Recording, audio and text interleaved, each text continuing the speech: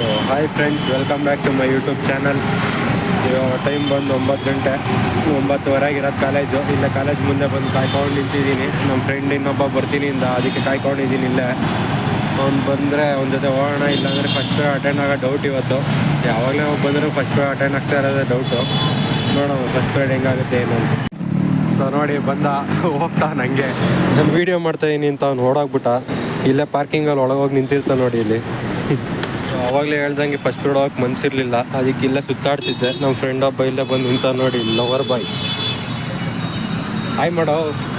ನೋಡಿ ಫ್ರೆಂಡ್ಸ್, ನೆನ್ನೆ ಬಂದಿದ್ದು ಮಳೆಗೆ ಮರ ಎಲ್ಲ ಹೆಂಗೆ ಬಿದ್ದೋಗ್ಬಿಟ್ಟೈತೆ. ಎಲ್ಲ ಕ್ಲಿಯರ್ ಮಾಡ್ತಾರೆ ಪೊಲೀಸವ್ರು ನಿಂತ್ಕೊಂಡು.